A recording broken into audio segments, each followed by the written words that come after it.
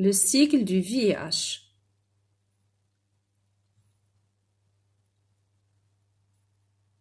Après l'attaque des cellules cibles, qui sont essentiellement les lymphocytes T4, le cycle de vie du VIH commence premièrement par une phase de fixation qui permet la liaison de la protéine virale externe GP120, d'une part au récepteur CD4 qu'on trouve à la surface membranaire de toutes les lymphocytes T4, ainsi qu'à la surface membranaire d'autres cellules immunitaires telles que les macrophages, et d'autre part sur une protéine transmembranaire, le CCR5, jouant le rôle de corécepteur.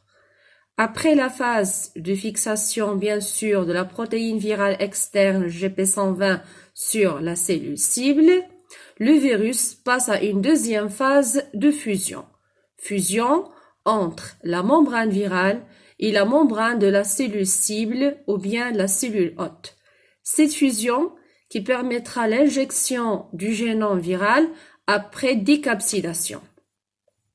D'une part, le génome de la cellule hôte ou bien la cellule cible est sous forme d'ADN et d'autre part, le génome viral est sous forme d'ARN. L'intégration de ce dernier à l'intérieur du génome de la cellule cible nécessite une transcription inverse.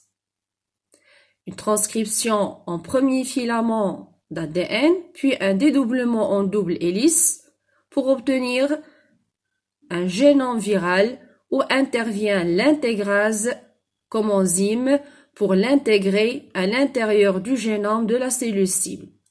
Ici, on peut parler d'une phase de latence qui peut durer plusieurs années avant la traduction du génome viral en protéine virale.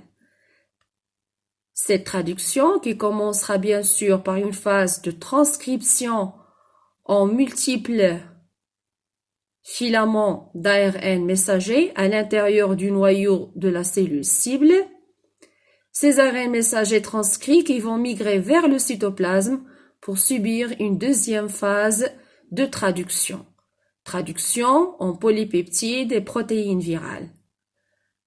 À cette phase-là, et toujours dans le cytoplasme de la cellule cible, intervient la protéase pour fragmenter les protéines virales qui vont migrer à la surface de la cellule en petits fragments.